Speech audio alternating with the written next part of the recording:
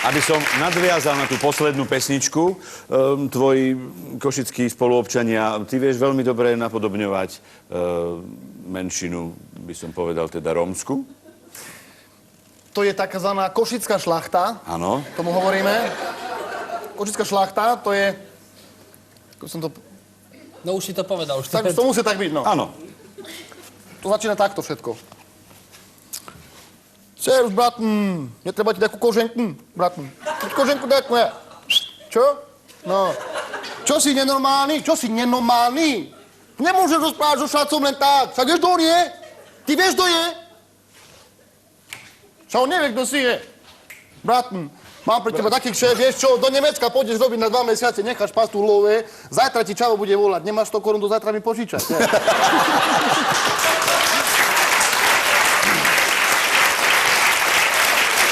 A jedného dňa sa mi stala taká príhoda, že som natočil taký spot pre Vysoké Tatry, že mám kamaráta, čo robí na Vysoké Tatry. Áno. On tam má vleky, vlekári sú. Čau, no, zberajú normálne, keď spadne turista, taký mu zoberú peňaženku, mu vrátia. Chodia, učia lyžovať čávovci, normálne majú vlek a keď sa poukazuje, že elektrika, traja osobne ťahá ti vlek. Není problém.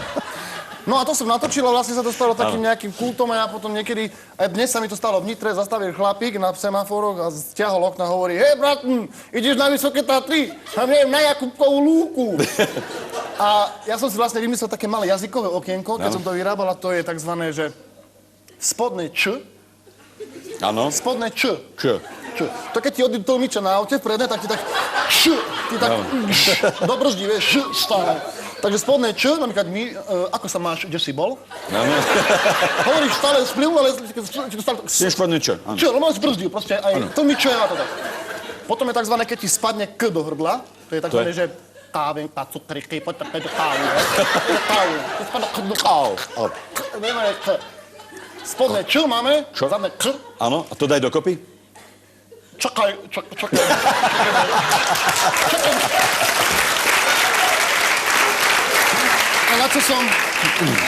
A na čo som veľmi hrdý, je takzvané zamlčané U. Uvidím príklad. No. Servus, bratn. Poď na benzínov. Vypijeme kam.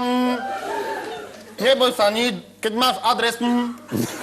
Zapni si na telefóne. Bluetooth? Takzvané zamlčané U, spodné Č, zadné K.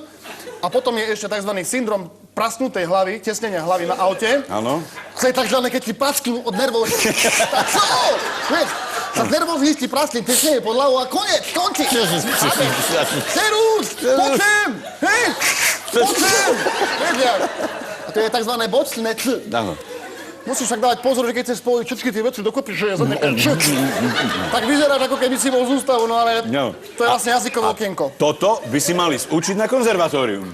Vieš, nakoniec. No neskôr sa možno, že keď sa dožijem... Dožijem, to už máš ďalšie teraz. Toto je takzvaný, one. Zasvaknuté hubo. Zasvaknutá huba. Potom ešte B. Výrazné B. Áno.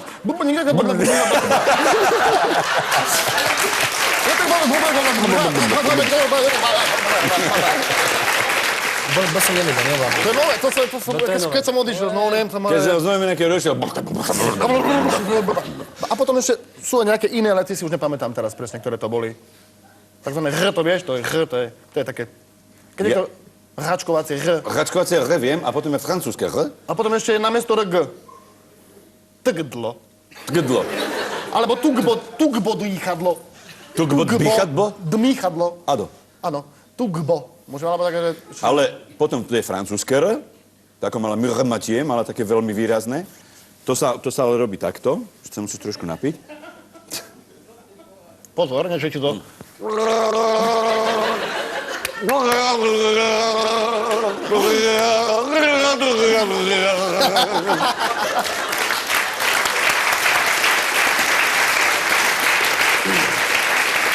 Marián Čekovský, Igor Týmko.